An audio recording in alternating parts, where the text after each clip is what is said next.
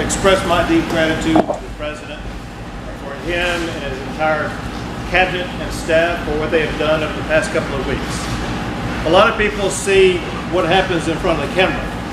I want to reveal in just 1 minute what's been going on behind the scenes, behind the camera for the past 2 weeks. About 10 days in advance of the hurricane even coming in to the Corpus Christi area, members of the President's cabinet and the President himself were in contact with me and my office, pre-preparing for this catastrophe that was coming our way. At every step of the way, as the hurricane came across the shore, as the flooding began in Houston, Texas, the President and his cabinet remained in constant contact with me and my staff, and they all had one thing to say: Texas, what do you need? How can we help? You can count on us.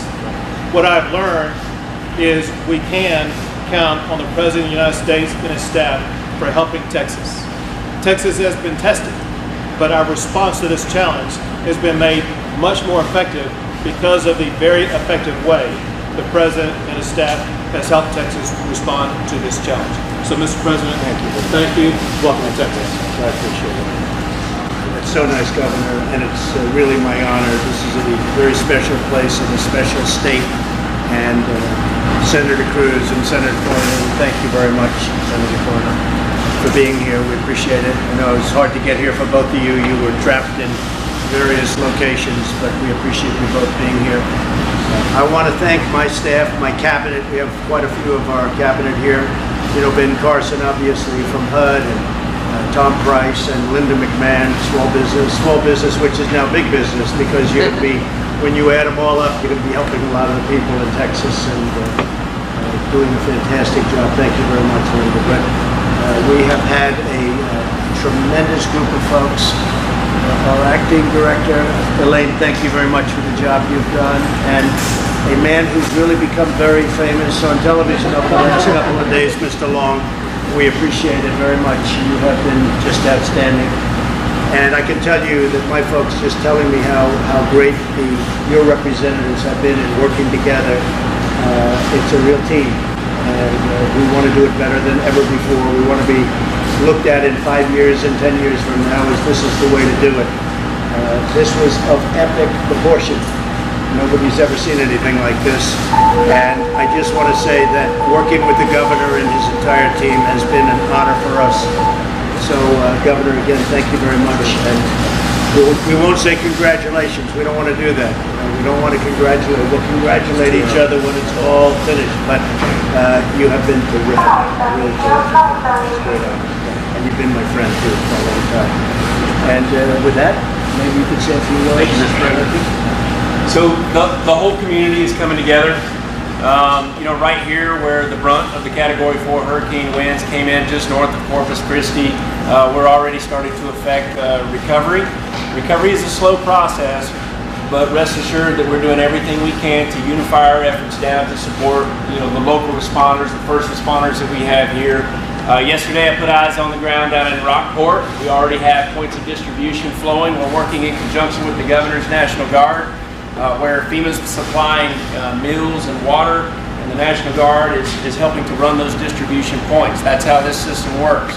While all eyes are on Houston, or so are mine, we've got a long way to go, and we're going to have to set up expectations of the citizens, and we're going to have to continue a unified effort down to help the state of Texas ultimately recover.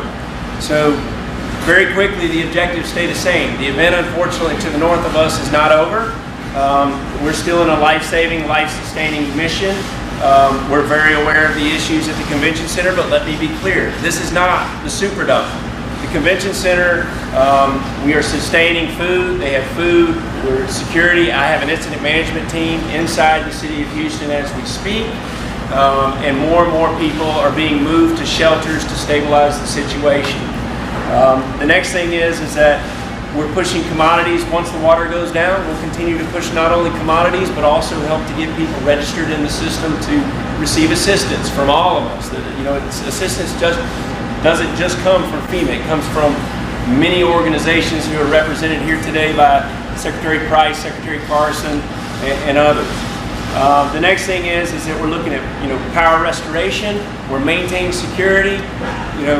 Ms. Duke, mobilize the Homeland Security surge capacity force. With that comes law enforcement to make sure that we're overcoming and anticipating any security needs that we have. And then also with Secretary Price over here, we're working with not only the governor's disaster medical teams, but we're also sending federal disaster medical teams in, not only to the convention center today, there's already some on site, but there's going to be multiple areas, not only for crisis counseling, but also to make sure that we're meeting access and functional needs. The access is a challenge to getting all of the supplies in once the roadway systems come out. We've amassed quite the federal force to be able to support the local and state efforts. For example, the governor pulls 12,000 National Guard troops in. We're pulling units out of Fort Hood as the federal government, federal DOD forces are coming in as well. We pulled several hundred trucks and staff just from assets right here in the state of Texas, and that's how the system works. This recovery is going to be frustrating. We're going to be here with you to help you guide through it. It's going to be tough to navigate all of the programs that become available, but we're here to help. So with that, I'd like to pass it along to our friends at the Coast Guard. Mr. President, good afternoon, sir. This is where your Coast Guard serves at its best. You've got a bias for action. We are here in the state of Texas to support the state of Texas, the Federal Emergency Management Agency, the federal agency. Sir, we have pulled Coast Guard men and women from across the country, capabilities, helicopters, fixed wing, response, incident management specialists, and they're on deck, sir, Texas here, getting after the task at hand. I'd be remiss, sir, to not tell you that as you look. Obviously, the landfall here, phase 1 was down here, and we've been out, we've seen the effects here, and our local folks here, I don't know in a minute, we'll speak more about that. Up in Houston, we are all in with the challenge there. We brought everything to the fight. The weather for the next couple of days is going to remain challenging. We'll probably see average rainfalls for the year, 50 inches, 4 weeks in. And I don't think we know what that looks like, so if I can tell you, the Coast Guard, Department of Homeland Security team with the DOD forces, National Guard, I spent Sunday and Monday with the governor in different locations. We are seamlessly lashed up with the state. We are getting better at every day. It is a problem of catastrophic proportions, sir. I don't think we've done before, but I can tell you, we are all in and we're aligned, and I'm very encouraged, sir, about how this thing is going to go forward, just in terms of cooperation. With us, sir, I'd just like to give Captain Tony Hahn a couple moments here. He's locally, give you a perspective on what life has been here. Yes, sir, Mr. President. Morning, Mr. President. Captain Tony Hahn, the Sector Commander here at Sector Corpus Christi, and also the Incident Commander for our Unified Command. Our Unified Command comprises over 150 federal, state, and local agencies, and we also bring industry partners in there so we can make sure we're covering all our bases as we get the report over. So I want to walk through a timeline of our activities that we've done over the course of Hurricane Harvey, just to let you know where we're at. So on Tuesday, the storm shifted and became a hurricane. Our job is to really assess the port, see what we need to do to get assets out of it. And that's what we started doing on Wednesday. We started making preparations. We locked down facilities. We get assets, deep draft vessels out to sea so they don't get into port conditions. Thursday, we moved to evacuating all our forces.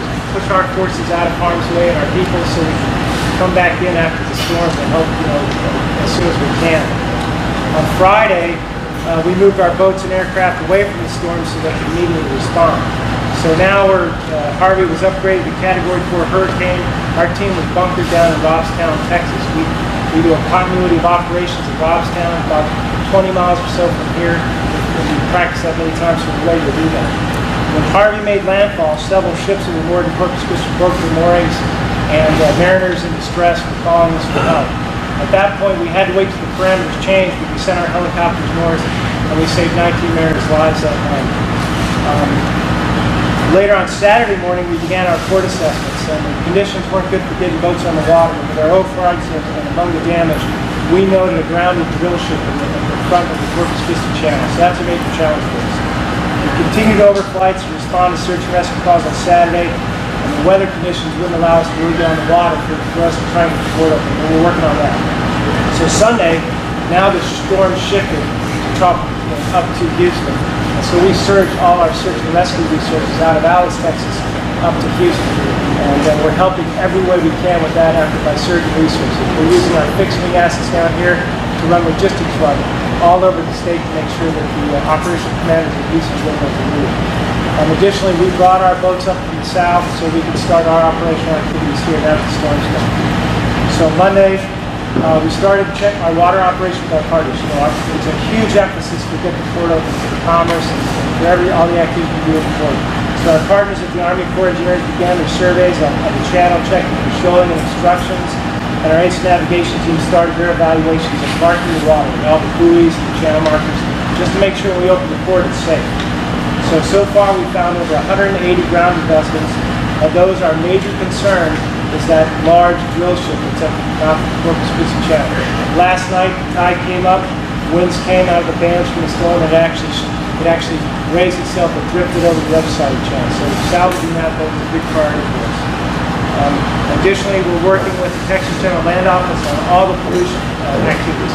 So far, the good news is we've not seen anything major in terms of pollution response or pollution releases. So to close, we're about 1/3 we've done with our channel surveys with the Army Corps. Once we complete the survey and salvage the grounded ship, we'll be in a good position to open the port. Right now, our biggest challenge right now is potential shoaling. That'll require dredging operations, so we're really looking at that closely. And Mr. President, Well, I want to tell you, and I can speak for the governor because we spoke about it. We are very proud of the Coast Guard, the job they've done, with the lives they've saved. We're very, very proud of you. Thank you very much. Mr. President. Mr. President, about a couple thousand rescues a day rolled up with everybody else's in this economic issue in the ports. We are in with the Border Protection Agency. We're in with the facilities owners, the pilots on the waterways. The conditions right now are not amenable to getting the ports open. We recognize that's a national priority, and we will keep at that and collectively get to that right answer as soon as possible. Mr. President, at this time, before the press pulls out, there's information that I'd like to share in regards to how citizens can get involved. So here again, it's the whole community. Neighbor helping neighbor is going to be needed in helping Texas overcome. So very quickly, if you would like to register for assistance underneath the governor's declared counties, there's 18 declared counties for individual assistance underneath the president's disaster declaration. That's disasterassistance.org. That puts in, disasterassistance.gov. I apologize. Disasterassistance.gov. That's the FEMA Individual Assistance Center system. There's also ways, if you're looking to volunteer, nvoad.org, nvoad.org. There's also within the state of Texas, onestarfoundation.org. There's also, and we'll leave it at that, or redcross.org as well. So thank you, and at this time, we'll just conclude the press briefing.